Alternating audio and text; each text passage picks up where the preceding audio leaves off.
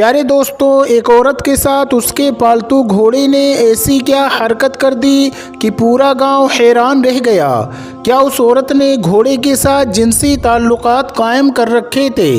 आज हम आपको उसी औरत और उसके पालतू घोड़े का वाक़या सुनाएंगे, मगर आपसे गुजारिश है कि वाक़या मुकम्मल जानने के लिए वीडियो को आखिर तक ज़रूर देखिएगा। दोस्तों, हिंदुस्तान एक ऐसा मुल्क है जहां जानवर पालना एक आम मशगला है। भारत में पालतू जानवरों के तौर पर ज़्यादातर गधे और कुत्ते और बिल्ली और बकरियों को पाला जाता है, जबकि ज़्यादातर भारतीय घोड़े पालने के शौकीन होते हैं। ताहम इस शौक़ को पूरा करना हर किसी के बस की बात नहीं।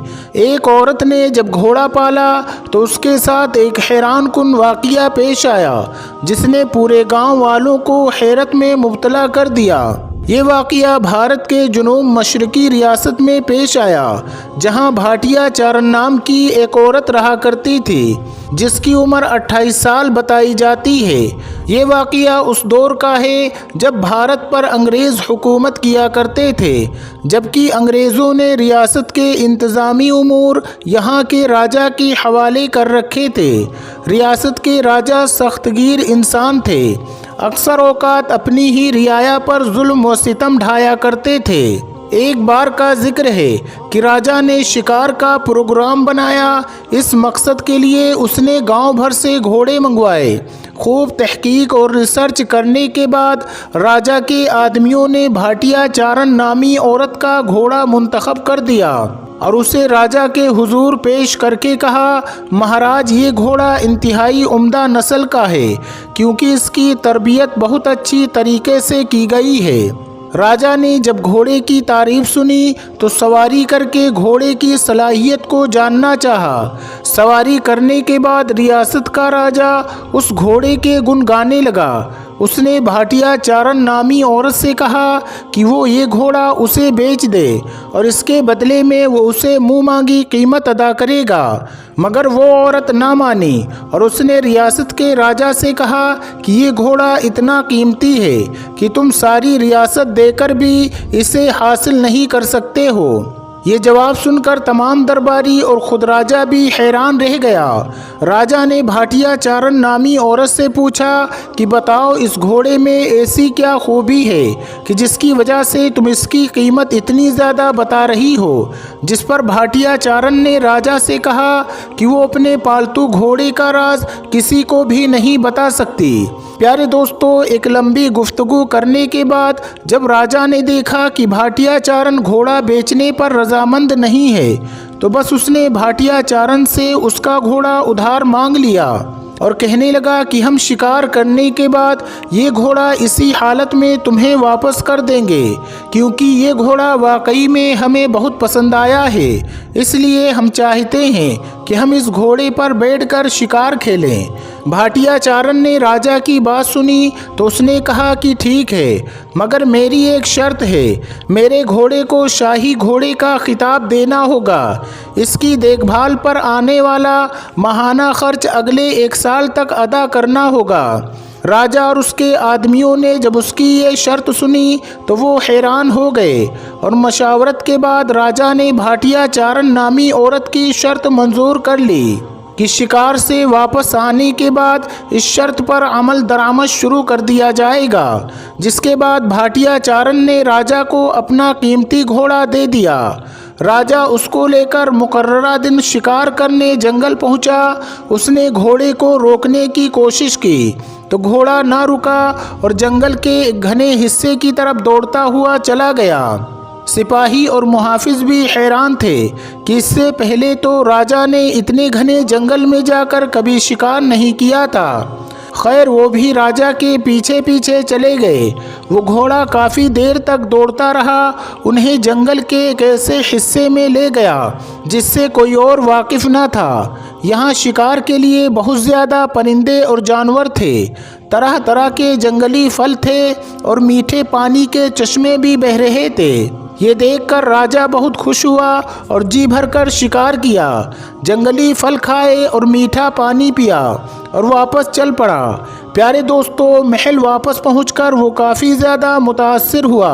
घोड़े ने राजा की मंशा के ऐन मुताबिक काम किया था और उसे जंगल के उस हिस्से में ले गया जहां राजा का मनपसंद शिकार बड़ी तादाद में मौजूद था। अब राजा को भाटिया चारण की बात पर यकीन होने लगा कि इसका घोड़ा वाकई बहुत कीमती है। वो जान चुका था कि कोई तो ऐसा राज है जिसकी वजह से भाटिया चारण ने घोड़े को बेचने से इनकार कर दिया। सुबह होते ही राजा ने अपने खास सिपाही तलब किए और उन्हें हुक्म दिया और कहा कि वो भाटिया चारण और उसके पुरस्कार घोड़े का राज जानने की कोशिश करे। अब राजा के सिपाही भाटिया चारण के घर के करीब घात लगाकर बैठ गए और उस पर नज़र रखी जाने लगी। कुछ दिनों की छानबीन के बाद उन्होंने नोट किया कि सुबह सवेरे रोशनी फूटते ही भाटिया चारण घोड़े पर सवार होकर जंगल की तरफ जाती है और थोड़ी ही देर में जब वो वापस आती है तो उनके हाथों में फूलों से भरे हुए टोकरे होते हैं। वो उन्हें गांव के बाज़ार में बेचकर अच्छी खासी रकम कमा लेती है। जबकि राजा के सिपाहियों ने नोट किया था कि कभी कभार फूलों के बजाय भाटिया चारण जंगल से कोई जंगली जानवर की शिकार कर लाती है और उसे बेच करके अच्छी रकम हासिल कर लेती है। राजा के सिपाहियों ने जो कुछ नोट किया था वो आकर राजा को बता दिया, जिस पर राजा हैरान रह गया। उसने भाटिया चारण को दरबार में तलब किया और उसकी वजह दरियाफ्त फरमाई। इस पर भाटिया चारण ने बताया कि वो बचपन से ही जानवरों से बहुत ज़्यादा मोहब्बत करती थी और जहाँ कोई भूखा जानवर देखती तो बस खाना खिला दिया करती थी। ये सिलसिला उसकी जवानी तक चलता रहा और एक बार वो जंगल से गुजर रही थी तो एक बुज़ुर्ग ने उसको ये घोड़ा दिया और कहा कि इसे रख लो, ये तुम्हारे बहुत काम आएगा। तब से ये घोड़ा उसी जंगल से फल और गोश्त लाकर देता है और उसे बेच करके अच्छे खासे पैसे कमा लेती है। दोस्तों, राजा और उसके दरबारी ये सुनकर दंग रह गए। कोई उसकी बात पर यकीन करने को तैयार नहीं था, मगर राजा ने उसी घोड़े पर बैठकर शिकार किया था। वो कायल हो चुका था कि वाकई भाटिया चारण का घोड़ा बहुत ख़ास घोड़ा है, इसलिए उस घोड़े को शाही घोड़े का खिताब भी दे दिया और माहाना खर्च भी मुकर्रर कर दिया। ताहम चंद दरबारी और घोड़े वाले जो भाटिया चारण से हसद करते थे, उन्होंने इल्ज़ाम आयद किया कि भाटिया चारण अपने पालतू घोड़े के साथ नाजायज़ ताल्लुकात कायम कर रखे हैं और इसकी तकमील के लिए वो सुबह सुबह जंगल में जाती है ताकि उसे शर्मनाक हरकतें करते हुए कोई देख न ले। लेकिन रियासत का राजा ना माना, क्योंकि उसके दिल में भाटिया चारण और उसके घोड़े के लिए मोहब्बत पैदा हो चुकी थी। दरअसल भाटिया चारण को ये मोजिज़ाती घोड़ा जानवरों से प्यार करने और उनके हुकूक का ख्याल रखने पर किसी बुज़ुर्ग ने अता किया था, जिससे ये सबक मिलता है कि इंसान को जानवरों से भी अच्छा सलूक करना चाहिए। दीन इस्लाम में भी जानवरों और परिंदों से प्यार करने और उनके हुकूक का ख्याल रखने की तलकीन की गई है।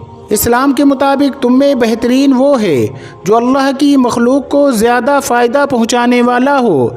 मुसलमान अल्लाह की हर मखलूक का खैरख्वाह होता है, क्योंकि इस्लाम तो सरासर अमन सलामती और खैरख्वाही का मजहबी हक़ है और ये सब सलामती का पैगाम देता है।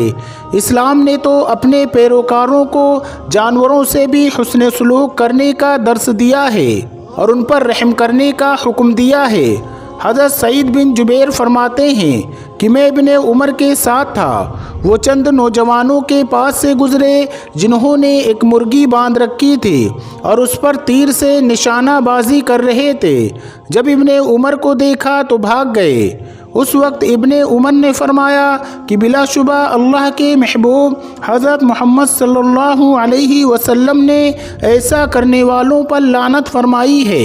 सरकार दो आलम सल्लल्लाहु अलैहि वसल्लम ने एक मौके पर जानवरों के आराम का ख्याल रखने की ताकीद फरमाते हुए इरशाद फरमाया, कि जब तुम लोग शादाबी के ज़माने में सफ़र करो तो ऊँटों को ज़मीन की सरसब्जी से फ़ायदा उठाने दो, और अगर तुम कहत के ज़माने में सफ़र करो तो उन्हें तेज़ी के साथ चलाओ। प्यारे दोस्तों, ऐसी हैं इस्लाम की तालीमात और हमारे प्यारे नबी हज़रत मोहम्मद सल्लल्लाहु अलैहि वसल्लम की तालीमात। दोस्तों, आज की वीडियो में बस इतना ही। मिलते हैं फिर एक नई वीडियो के साथ। अस्सलामु अलैकुम, अल्लाह हाफिज़।